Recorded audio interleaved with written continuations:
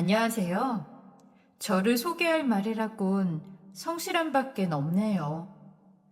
학교 다닐 때도 개근상은 놓치지 않고 받았고, 20년이 넘게 새벽 5시에 일어나는 습관을 지키며 살아온 평범한 50대 남자이자 가장입니다.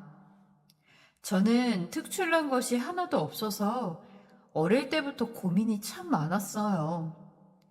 뭔가 하고 싶은 거라도 있었으면 좀 달랐을 것 같은데, 공부도 상위권에 속했지만 전교 1등을 하는 정도는 또 아니었고, 나중에 뭔가 할 수 있을지 스스로도 불안함이 많았죠.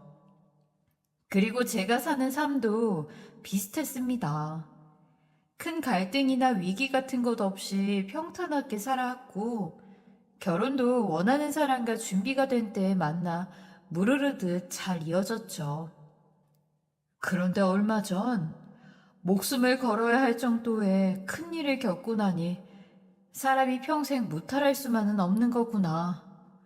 여태 그렇게 살아온 것이 어쩌면 이 일 하나 때문에 그랬나 보다 싶을 만큼 앞이 컴컴했습니다. 그래도 주변에 좋은 사람을 많이 둔 덕에 지금 이렇게 사연을 쓸 수 있을 정도가 됐네요. 아직도 간담이 서늘해지는 이야기인데 제 지인들이 모두 그런 말을 해주더라고요. 정말 죽다 살았네. 너 목숨값이라고 생각하고 최대한 많은 사람한테 이런 일은 알려. 충분히 일어날 만한 일이다. 굳이 알리라고? 아이, 난 부끄럽게 무슨. 그래, 혹시 모른다. 너 같은 일 당할 수도 있잖아. 아마 믿지도 않을걸? 너도 주변 사람 덕에 살았으니까 돕는다 생각해. 그 말을 듣고 나니 어느 순간 생각이 바뀌더라고요. 저와 같은 비슷한 일을 겪은 분들이 있다면 가까운 사람부터 의심해봤으면 좋겠어서 이렇게 글을 적게 됐어요. 최대한 많이 알리고 싶다는 마음으로 진심을 담아 적으니 잘 들어주시기를 부탁드립니다. 저는 지금 한 회사의 대표로 일하고 있어요. 5년 전에는 중소기업으로 유명했는데 빠르게 성장해서 지금은 큰 기업으로 안정적으로 자리를 좀 잡았죠.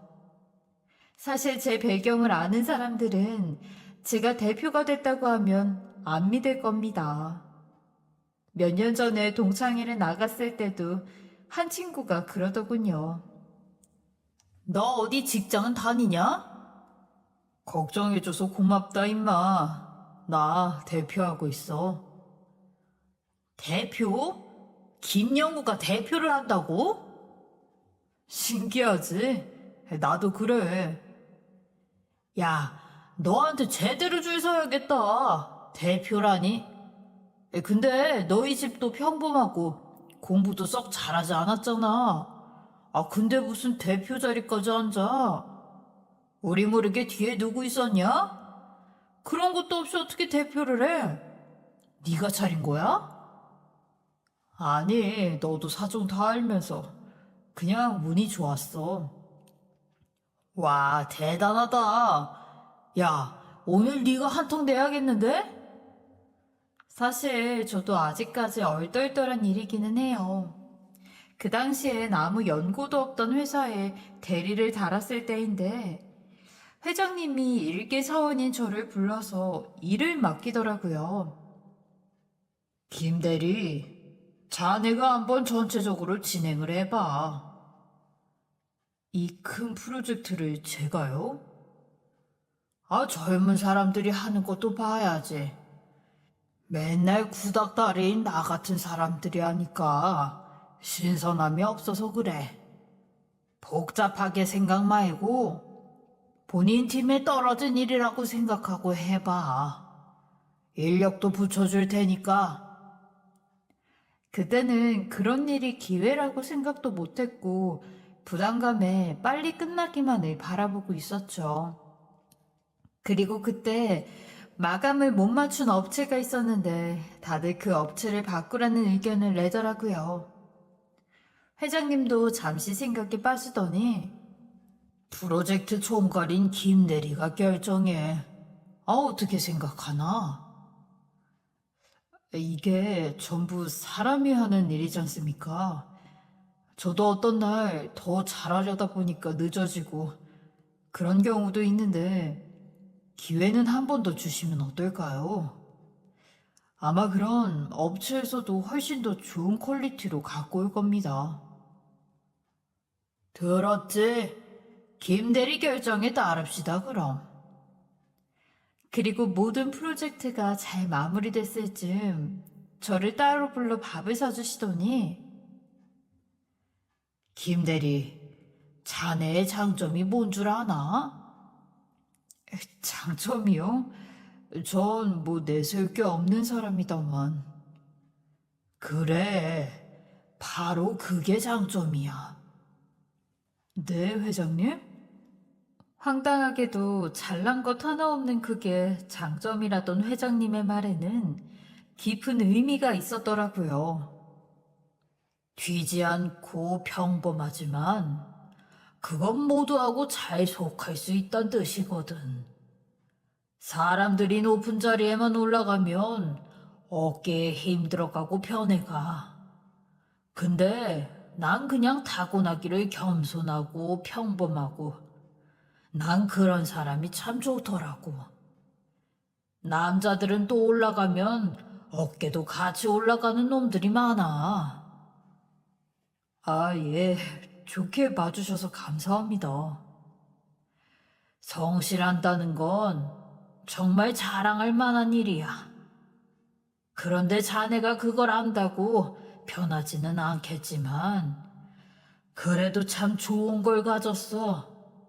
사람 귀한 줄도 알고.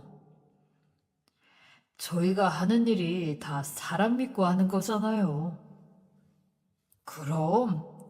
그러니까 자기를 좀 더 믿어봐도 돼. 성실하다는 게 무기가 될 수 있다는 걸 커서 알게 됐고, 그걸 알아봐준 덕에 이후로 조금 더 자신감 있게 일을 할 수 있었고, 회장님은 어느 자리에서건 사람들이 저를 어려워하지 않고 편하게 다가온다는 게 큰 장점이라며, 외부에 큰 사안이 있을 때도 항상 저를 데려가더라고요.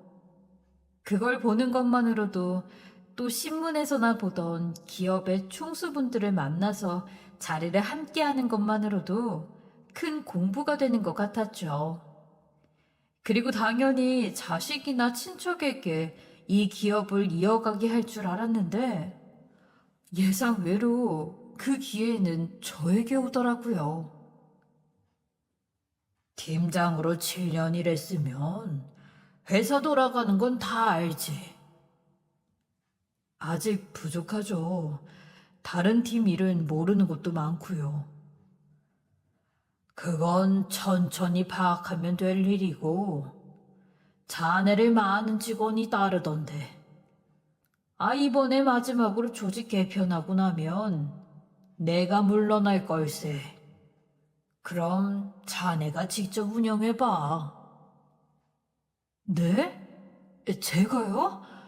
회장님, 너무 큽니다, 저한텐. 자네한테 맞는 그릇을 주는 거야, 나는. 아니요, 감히 어떻게 제가. 조금 더 경험이 많은 분이 오신 게 맞죠. 전 나이도 아직 어리고요. 우리 회사는 신제품 출시가 가장 핵심이야. 알잖아. 예, 그렇죠. 그런 일은 젊은 사람들이 잘 처리하고, 반응도 느끼지. 고인물들은 하던 일들이나 하는 게 맞아. 그래서 내가 더 힘들게 뛰라고 힘든 것 주는 거야. 선물 아니니까, 나중에 원망하지 말라고. 해보면 이 말을 알 거야. 그래도 어떻게 제가 대표 자리에 갑자기 안 나요? 자네 실력이 있다니까. 다만 본인이 잘난 척을 안 하니까 남들이 그걸 몰라서 그래.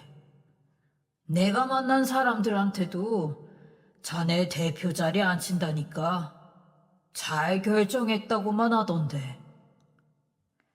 아, 회장님, 믿어. 자기 스스로를. 해보라고. 어려우면 찾아와서 나한테 물어보고 그럼 되고. 나는 이 회사 그냥 돈이나 보고 운영하던 게 아니야. 그랬으면 우리 자식이나 줬지. 미래를 만들어가면 좋겠어. 자네 같은 사람이. 회장님이 오래 생각했던 일이라며 저에게 대표직함을 던져주고 간 후로 저도 그런 결정에 더 신뢰로 보답하고 싶다는 생각에 새벽 5시부터 일어나서 업무 처리를 하고 직원들도 올리는 결제도 하나하나 다 살펴가면서 모든 그것을 이해하려는 노력을 했죠. 일처리 늦는 대표란 소리 안 들으려고 정말 애를 썼습니다. 초반에 팀장이나 이사직에 있던 분들이 반발도 심했는데 나중에 이 많은 일을 혼자서 해내야 한다는 걸 알고는 잠잠해지더라고요. 마치 젊은 일꾼 뽑아놓은 느낌이었달까요? 그래도 저는 젊은 직원, 20년 이상 다닌 퇴직 앞둔 분들까지 모두 품어주는 따뜻한 대표이고 싶었습니다. 회장님이 늘 사람을 챙기던 것처럼요. 그래서 회사에서 대표 자리에 취임하면 얻게 되는 많은 것들을 저는 받지 않았어요. 누군가에겐 그게 너무 당연히 받아도 되는 거겠지만 누려본 적도 없는 저한텐 불편하기만 하더라고요. 제가 야근하면 같이 기다리는 비서를 보는 것도 미안한 마음뿐이었죠. 조비서님, 오늘은 나 기다리지 말고 5시에 들어가세요. 저도 밀린 일이 있어서 조금 하다 가려고요. 매번 거짓말인 거 모를 줄 알아요? 내가 조비서님한테 미안해서라도 아침에 일해야겠어요. 그럼 같이 퇴근합시다. 저 때문에 그러시는 건 아니죠? 다른 사람 배려하면서 일하는 게 쉽지가 않은데 내가 항상 그런 부분에서 미안해요. 혹시라도 생각 못한 게 있어서 불편하게 하는 것 있으면 편하게 말해줘요. 대표님처럼 좋은 분이 어디 있다고요. 저 정말 대표 되셨단 이야기 듣고 제일 기뻐했던 사람이에요. 아휴, 말이라도 고마워요. 그리고 그때 만나고 있던 대학 후배였던 아내와 연애를 할 때도 곁에서 많은 도움을 주곤 했죠. 결혼까지 할 수 있었던 것도 조비서의 역할이 컸어요. 상견례를 앞두고 선물 고민에 한창이던 저를 보면서 다음 주 상견례죠. 선물은 정하셨어요? 어렵네요. 준비를 좀 잘해가고 싶은데. 장모님한테도 부담스럽지 않은 선에서 하나 더 해드리고 싶은데, 이거는 더 어렵네요. 원래 더 잘 보이고 싶으면 어려운 것 같아요. 선물이 그래요. 첫 만남인데 어떤 걸 해줘야 좋아할지 모르겠어요. 저번에 보니까 화려한 건 안 좋아하실 것 같던데. 그래요? 옷 입는 거나 스타일이 다 수수하시더라고요. 대부분 엄마하고 딸은 분위기가 비슷하거든요. 혹시 생각하신 것 있으시면 저한테 보여주세요. 남자들이 선물이라 하면 너무 화려한 걸 해줘서 막상 하지도 못해요. 그럼 조비서님이 같이 봐줄래요? 그리고 조비서의 도움을 받아 고른 선물들은 무조건 성공률 100%를 자랑했죠. 처음 장모님을 만난 자리에서 어머, 우리 둘이 딱 좋아하는 브랜드인데. 다행이네, 어머니. 고민 많이 했는데. 어떻게 이걸 다 알지? 정말 섬세하다, 우리 사위. 나는 일만 하느라고 아무것도 모르는 줄 알았는데, 이런 것까지도 만점이네. 그런데 결혼 후에야 비밀이 밝혀졌죠. 아내가 그러더군요. 그때 선물 비서님이 다 골라준 거잖아. 안 그래? 어떻게 알았어, 그걸? 당신이 이렇게 센스 있는 사람은 아닌 걸 몰랐을까봐? 내가 잘 쓰는 브랜드를 알 만한 사람이 아닌데 선물을 너무 잘 골라와서 내가 놀랐는데 조비서님이 너무 흐뭇해하는 거 보고 눈치챘지. 그래도 그런 노력이라도 하는 게 너무 가상해서 봐줬다. 엄만 아직도 몰라. 조비서 덕에 결혼한 거네, 인제 보니. 그래, 그러니까 잘해줘. 대표 전에도 스치듯 보긴 했지만 대표가 되면서부터 8년 이상을 함께 동거동락하듯 지내다 보니 어느새 비서가 제 친동생처럼 느껴지더라고요. 게다가 결혼까지 성사시킨 주혁이니 더욱 제 인생에서 고마운 존재가 됐죠. 그렇게 결혼해서 아이가 태어나고 저는 아내에게 아이를 해외로 유학시켜 공부를 가르치자는 제안을 했습니다. 실은 내가 새벽 5시에 일어나서 영어 공부했었잖아. 뭐가 됐든 영어를 익히는 게 참 중요하겠더라고. 꼭 공부해서 좋은 대학 가라는 건 아니어도 생활하면서 어릴 때 빨리 익히게 해주고 싶어. 그럼 나라도 같이 가는 게 맞지. 저 어린애를 어떻게 혼자 거기 보내. 잠도 못 자지. 먼 친척이 있는 것도 아니고. 당신이 같이 가겠다고? 아내가 가는 것까지는 생각하지 못했지만 아내 말을 듣고 보니 아직 어린애를 혼자 보내서 아프기라도 하면 비행기로 하루가 걸리는 먼 곳을 불안함이 클 것 같다는 생각이 들어 저도 그렇게 결정을 했죠. 평소에 일도 너무 많아서 잘 챙겨주지도 못했는데 저도 이 기회에 더 회사 경영에 집중하면 좋겠다는 생각으로 기러기 아빠를 자처했죠. 그래도 매일같이 서로 영상통화를 하고 전화나 영상이 너무 편해져서인지 딱히 멀리 있다는 느낌도 안 드는 때가 있었어요. 그리고 혼자 있는 절 걱정해서 장모님이 한 번씩 집에 오시곤 했죠. 우리 사위, 내가 집에서 반찬했는데 좀 갖고 왔어. 아유, 어머니, 전화하시면 제가 가지러 갈 텐데. 아니야, 일도 바쁘다면서. 한간 할머니가 와야지. 그리고 장모님은 저에게 넌지시 이 말을 꺼내더라고요. 노후를 생각해서 건물 같은 거라도 하나 사두는 건 어떨까? 지금 유학비도 많이 들긴 하겠지만 자네가 언제까지 대표할 수는 없는 거잖아. 치고 올라오는 사람도 많을 텐데 안 그래? 아무래도 그렇죠. 이렇게 잘 벌 수 있을 때 하나 해두는 게 좋지. 괜히 나중에 힘들어지면 후회한다니까. 주변에 내 친구들도 대표식이나 하는 사위가 건물 하나도 안 사뒀다니까 다 바보라 그러더라.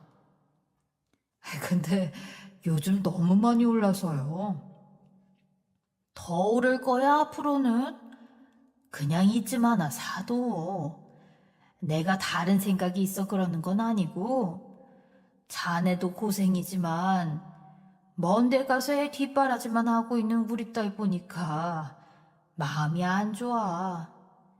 자네 주려고 만든 반찬이지만 걔 좋아하던 거라 만들면서 내가 괜히 다 울었네. 고생 많죠. 저도 오늘 이야기는 생각해 보겠습니다. 어머니 말을 듣고 나니 멀리서 오로지 애만 보면서 언어도 다른 곳에서 고생하는 아내 생각을 미처 못하고 지냈다는 생각이 들더라고요. 대출을 좀 받아야 하는 상황이기는 했지만 아내가 한국에 돌아왔을 때 본인 명의로 된 건물을 받으면 다른 것보다 더 실속 있는 선물이 될 것 같다는 생각에 저도 이리저리 알아보며 준비를 했죠. 그리고 장모님은 한 번씩 아내가 있는 외국에 가서 한 달 정도씩 있다가 돌아오곤 했는데, 그때마다 저에게 꼭 안 좋은 일이 하나씩 터지더라고요. 금요일은 퇴근길이 너무 막혀서 제 차로 출근하는 유일한 날이었는데, 갑자기 오토바이 하나가 돌진하더니 와서 부딪히는 게 아니겠어요? 정말 그 자리에서 이대로 죽겠구나 싶었죠. 순간 기절하듯 정신을 잃고 깨어나 보니 종종 집에 들르는 정수기 코디가 저를 부축하고 있더라고요. 아, 대표님, 정신이 드세요? 어디 아프신 거예요? 아, 괜찮아요. 오토바이가 잠깐 치고 가서. 몇 개월에 한 번 보는 사이이긴 해도 서로 공통점이 많아 이런저런 이야기를 잘 나누던 사이였거든요. 처음 집에 왔을 때 당연히 여자분일 거라고 생각하고 불편해서 피해 있으려던 참에 건장한 남자가 와서 놀랐던 것도 있지만 아이를 유학 보낸 아버지라는 상황이 같아서 더 빠르게 친해졌죠. 오늘도 제 출근 시간에 맞춰서 급히 점검만 하고 갈 생각으로 온 것 같은데 연락도 안 되고 여기 쓰러져 있으니 저보다 더 당황한 눈치더라고요. 아, 무슨 일이랍니까? 아, 사람 쳐놓고 튄 거예요? 금방 오토바이 번호 CCTV에 찍혔나요? 오토바이요? 아, 기다려보세요. 바로 가서 물어볼게요. 그리고 경비실에 가서 확인해 보니 마치 작정하고 접근한 것 같았죠.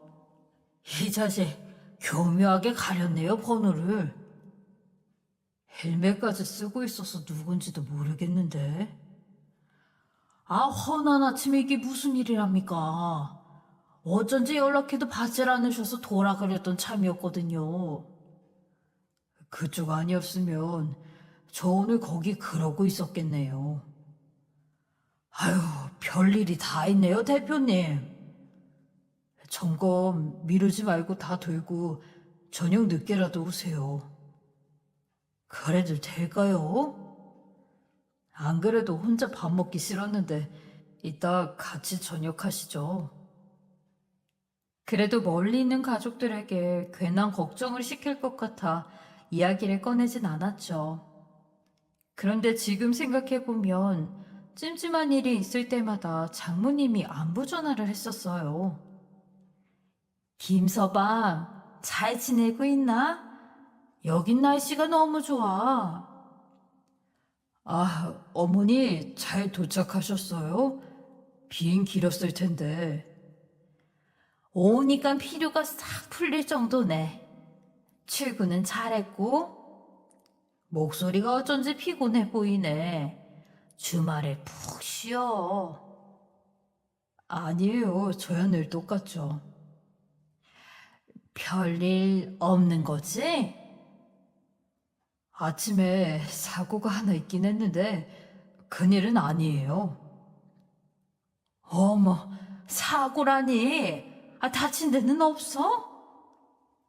네, 무사합니다. 그 사람한텐 모른 척 해주세요. 그럼 그럴게. 멀리서 걱정하니까. 그날 이후로 별별 생각이 다 스치더라고요. 제가 무슨 원한을 산 사람이 있나 돌이켜 보게 되기도 하고요. 정숙이 코디 말대로 그 밝은 아침에 굳이 번호판까지 가리고 와서 저를 칠 생각을 했다니 겁이 나기도 했죠. 평범하게 살았으면 이런 건 모르고 지났을 것 같은데 괜히 높은 자리에 앉아서 겪을 수밖에 없는 일인가 싶고 많은 생각이 들었어요. 그런데 그때 마침 조비서가 방에 들어오더니 저에게 청첩장을 보여주더라고요. 와, 이제 정말 하는 거야? 아직 다 완성된 건 아닌데 대표님한테 보여드리려고요. 조비서는 저랑 같은 시기에 연애를 시작해서 만났던 사람이 있는데 제가 아이를 낳고 키울 동안 두 사람은 돈 모아서 결혼한다고 몇 해를 미루더니 이제야 결혼 준비하는 걸 보니 제가 괜히 친오빠처럼 마음이 뭉클해지더라고요. 드디어 가는구나, 조비서도. 결혼해서도 대표님하고 쭉 일할 거예요? 내가 몇 년은 신혼 즐기게 알아서 출근하고 그럴게. 아이, 괜찮아요. 그게 제일인데. 실은 내년에 하려다가 조금 서두른 거예요. 일이 있어서. 무슨 일? 임신했거든요. 어쩌다 보니 혼수도 다 마련했네요. 이야, 너무 축하해. 그럼 2배로 축하할 일이지. 그럼 준비할 것도 많겠다. 내가 유모차랑 냉장고 세탁기는 맡아서 할 거니까 아무한테도 주면 안 돼. 너무 많아요. 혼자 다 하시게요? 내가 조비서 덕에 결혼까지 했는데 그것도 못 해줘? 우리 인연이면 그 정도는 충분히 해줄 수 있지. 감사해요. 그리고 오늘 보니까 이런 게 있어서요.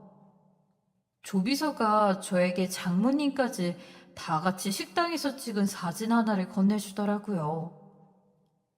이게 언제 찍은 거야? 저번에 도연이 한국 왔을 때 식당에서 찍은 거요. 제가 이번에 짐 정리하면서 보니까 이게 있었는데 깜빡하고 못 드렸어요. 화질 좋은 걸로 찍어서 괜찮죠? 그러네. 도연이가 어렸다. 이때만 해도. 그 사진을 받아들고 보니 정말 조비서와 제가 많은 순간에 함께 있었다는 게 실감이 나더라고요. 항상 우리 같이 있었다 그러고 보니까 결혼할 때도 애 낳고 유학 보내고 돌아왔어도 그렇고. 그럼요. 대표님 저한테 잘하셔야 돼요. 제가 너무 많이 알고 있는 것도 문제라니까요. 네, 잘하겠습니다, 조비서님. 결혼할 때 제가 빚 다 갚도록 노력하겠습니다. 아시겠죠? 조비서의 결혼과 임신 소식을 듣고 나니 아침에 있던 일이 다 무색해지더라고요. 좋은 얘기를 들으니 찜찜했던 기분도 사라지고 다시 좋은 마음으로 퇴근을 해서 오전에 만났던 정수기 코디를 집에서 다시 만났죠. 장모님이 준 반찬이 있으니 그걸로 같이 먹으면 좋을 것 같다는 생각이 들어 정수기 점검하는 동안 부지런히 밥을 차렸어요. 코디님, 애는 잘 지내요? 영상으로 보죠. 그런데도 쑥쑥 크는 게 보이더라고요. 맞아요. 나도 그 기분 알지. 가끔 안아보고 싶고 그런데 잊어버리면 어쩌나 걱정도 되고. 그러게요. 기러기 아빠들의 피해네요. 지금 장모님이랑 다 가 있는데 부럽더라고요. 나도 일만 아니었으면 같이 갈 수 있다 오면 좋겠는데. 일이라는 게 며칠 빼는 것도 쉽지가 않아요. 저도 이게 1년 스케줄이 다 잡혀 있다시피 하니까 그냥 돈만 열심히 벌어 보냅니다. 동병상련이네요. 오늘 내가 마지막이면 맥주도 한잔 하고 가요. 우리 장모님 반찬이 안주로도 좋거든요. 너무 좋죠. 저녁 먹을 사람 없어서 맨날 혼자 먹는데.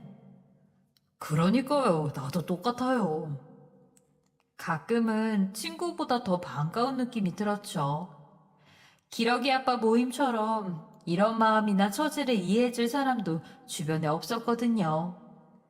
장모님을 만나면 장모님은 고생하는 아내가 마음이 쓰이지 제가 보이진 않는 눈치니까 힘들다고 말할 사람도 없었는데 둘이서 술 한 잔씩 하면서 사는 이야기를 하면 속이 후련해지는 것 같았죠.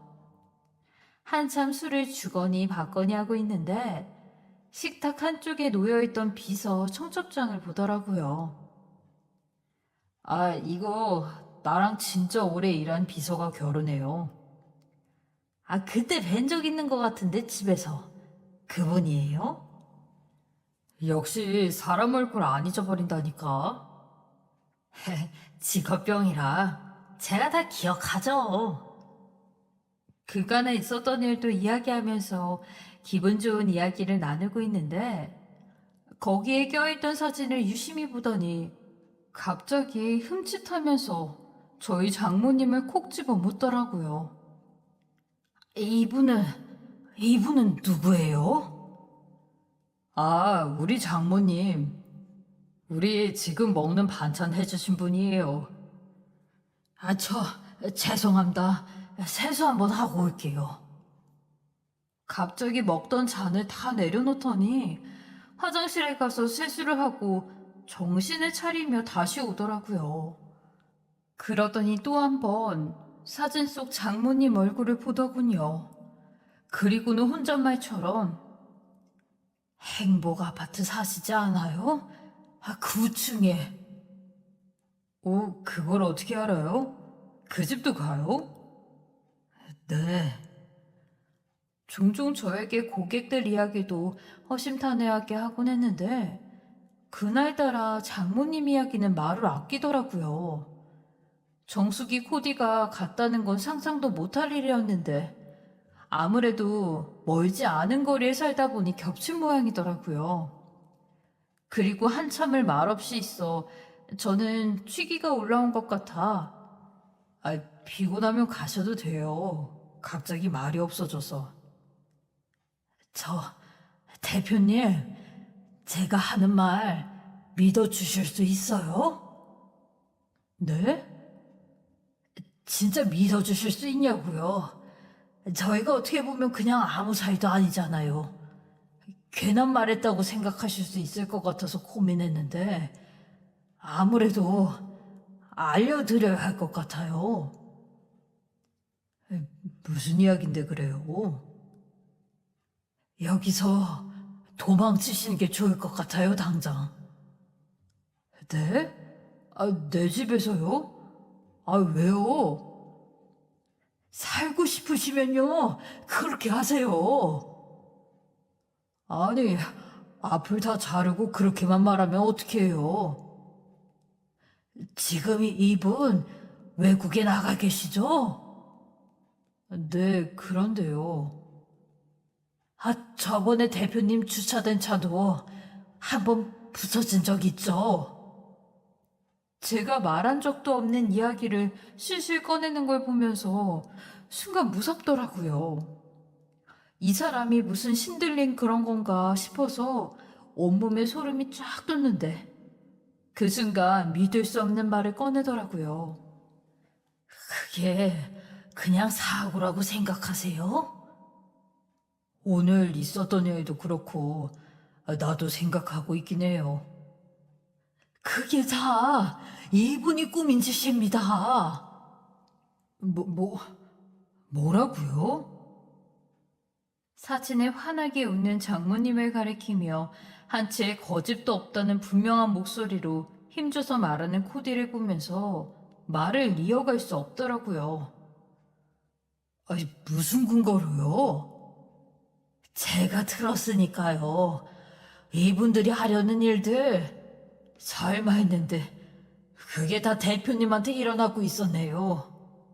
그러니까 오늘은 절대 여기서 주무시면 안 돼요. 당장 같이 나가요. 뭘 들었길래 그래요? 아직도 못 믿으시겠어요? 그런 말을 듣고 누가 바로 믿어요? 요즘 사람 하나 없애는데 돈이 얼마나 들어갈 것 같으세요? 몇 푼 안 해요. 대표님이 여태 모아두고 쌓아둔 걸 이분이 다 가지려고 손 쓰고 있다고요. 하필 본인이 외국 나간 시점에 다른 사람 시켜서요. 그러면 대표님은 개죽음이에요, 여기서. 제발 제가 하란 대로 하세요. 네? 그러더니 제 팔을 붙잡고 당장 나가야 한다면서 저를 끌고 밖으로 나가더니 그제야 차분하게 설명해 주더군요. 곧 시간이 돼서 그래요. 제가 알기론 11시쯤이라. 그러더니 갑자기 저에게 본인 핸드폰을 내미더군요. 들어보세요. 저에게 시간을 일부러 준 것처럼 잠시 피해준 사이에 저는 핸드폰에 녹음된 파일 하나를 재생했습니다. 우리 사위 하던 같은 목소리가 들려왔죠. 그놈이 우리 딸을 막대한다니까? 없어도 되는 놈이에요. 돈만 잘 벌면 뭐해? 하는 짓이 개만도 못한데. 그건 아주 혼이 나도 마땅해. 우리 딸이 얼굴이 상해서 내가 외국에 보내놨다고요. 대표면 뭐가 위험해? 비서도 없이 출근하는 날 내가 있다고 했잖아요. 대표라고 잠은 안 자? 밥은 안 먹어? 다 한다니까. 그 틈을 노려서 어떻게든 방법을 찾아야지. 내가 그것까지 다 해주면 돈은 왜 받아요? 외국에 있을 동안에 알아서 해주면 바로 입금할게요. 한 달 안에 좀 해봐요, 어떻게든. 아무렇지도 않게 저를 없애라는 이야기를, 그것도 한낮에 부탁하고 있는 장모님 목소리를 듣자마자 온몸에서 가시가 생겨나는 기분이 들었죠. 아침에 어려우면 저녁에 잘 때예요. 내가 비밀번호랑 싹 알려줄 테니까. 들어가는 건 일도 아니잖아. 그럼 불구라도 만들던가. 하여튼 멀쩡하게 두면 안 돼요, 그런 놈은. 쭈뼛쭈뼛 머리털까지 서는데 대체 제가 무슨 잘못을 했다고 거짓말까지 꾸며 이런 일까지 당해야 하나 싶더군요. 그 사람 말대로 어머니가 외국에 가 있으면 알리바이도 충분하고 전 그냥 없어지기 딱 좋은 상태겠더라고요. 그리고 다시 돌아온 정수기 코디는 핸드폰을 가져가며 기억나세요 그때? 제가 손님한테 처음으로 그런 사정 해봤거든요. 이급날이 내일인데 월급이 늦어져서 그때 저 도와주신 거 제가 절대 안 잊어야지 하면서 살았거든요, 대표님. 2번 살리네요, 내 목숨. 정말 고마워요. 정말. 이제 나머진 대표님 선택이세요. 결정 잘하세요. 그리고 이런 인간만도 못한 사람은 옆에 두지 마세요. 대표님 성품 덕에 좋은 사람도 많잖아요. 그렇게 저는 구사일생으로 자다가 없어질 수도 있었던 그 끔찍한 날을 겨우 벗어날 수 있었죠. 그러고 다시 보니 다음날 장모님의 전화는 안부가 아니라 생사를 확인하는 거였더라고요. 전 일부러 핸드폰을 꺼놓고 호텔에서 지내며 이 일을 정리할 시간을 가졌습니다. 출근하는 상황도 위험할 것 같아 아무도 모르는 곳에서 지냈죠. 스치는 사람 한 명 한 명이 당장이라도 저를 해야 할 것 같다는 생각을 하면서 불안 속에 지냈어요. 그리고 호텔에서 변호사를 따로 만나 코디에게 받은 녹음 파일로 역추적을 부탁했고 장모님이 부탁한 업체를 알아낼 수 있었습니다. 그들은 끝까지 아니라고 잡아댔지만 이미 우리가 확보한 오토바이의 목적지가 그 사무실이란 걸 보더니 결국엔 털어놓더라고요. 사위가 딸을 못 살게 군다고? 악마 같은 놈이라고 했어요. 제대로 대답만 해주세요. 우리 조건은 그것뿐입니다. 그리고 장모, 아니 저에겐 사이코나 다름없는 여자가 돌아오기 3일 전 모든 준비를 마친 채 기다렸습니다. 아마 제가 살았는지 어디 병원에 불구가 돼서 누워있는지 그게 가장 궁금했을 거예요. 그리고 저는 공항에 들어오는 장모님에게 아무렇지도 않게 다가가서 짐을 받아주며 인사를 건넸죠. 장모님, 잘 다녀오셨어요? 아니, 나온다는 말도 없이 어떻게 왔어? 요즘에 연락도 통화 안 되던데. 무슨 일이라도 있었던 거야? 하필 제가 멀쩡하게 나와 살아있어서 그게 문제죠. 장모님 뜻대로 안 돼서 많이 아쉽겠어요. 순간 장모님은 의미심장한 제 이야기에 흠칫 놀라더니 한 걸음씩 좁혀오는 경찰을 보고 이 모든 걸 알게 된 것 같더군요. 장모님은 그 순간 어떻게든 안 잡히려고 버둥거리면서 저에게 발뺌을 하더군요. 무슨 말을 듣고 이러는지 모르겠는데 다 아니라니까. 잘못한 거야. 아, 생사람을 잡으면 어떡해? 응? 그건 경찰서에 가서 차분하게 말씀하시면 돼요. 콩밥이라도 먹이려고? 왜? 내가 자네 돈이라도 갖고 갔을까봐 이러는 것 같은데. 아, 여기 보세요. 이 인간이 회사 대표인데 돈 때문에 장모를 이렇게 잡아가요. 누가 장모야, 이 미친 여자야. 살아있으니까 괜찮은 줄 알죠? 난 당신 절대 용서 안 할 거야. 내가 당신 딸을 못 살게 굴었다고? 열심히 돈 벌어 갖다 주고 건물까지 사서 바쳤더니 내가 왜 죽어? 죽더라도 당신 손엔 안 죽어. 처음으로 그렇게 큰 소리를 쳐보고 경찰 손에 끌려가는 그 인간을 바라봤습니다. 끝까지 거짓말을 아무렇지도 않게 하는 걸 보면서 적당히 벌을 주는 걸로 안 되겠다는 판단이 서더라고요. 사실 사위가 장모를 고소해 옥에 넣는 일이 저라고 마음이 편하겠어요. 제가 바랬던 건 이 순간만큼은 솔직한 심정을 말해줬으면 했는데 그런 기대조차 어리석었다는 걸 알았죠. 그리고 이 일은 아내에게도 확실히 말을 해뒀습니다. 선처는 없을 거라고요. 아내도 강경한 제 말에 아무런 말을 못하더라고요. 아내도 이걸 차마 본인 눈으로 보진 못하겠는지 귀국은 안 하더라고요. 서로 떨어져 시간을 좀 가지면서 이 일을 정리할 생각입니다. 장모님은 끝내 1심에서 형을 선고받았고 한 번 더 재판이 열릴 예정인데요. 선처를 받기 위해 사정을 하는데 차단을 해도 번호를 바꿔가며 온 처가 식구가 연락이 오는데 이미 늦은 일이라 돌이킬 수는 없을 것 같네요. 사람들도 속사정을 알면 저에게 독한 놈 소리는 못할 겁니다.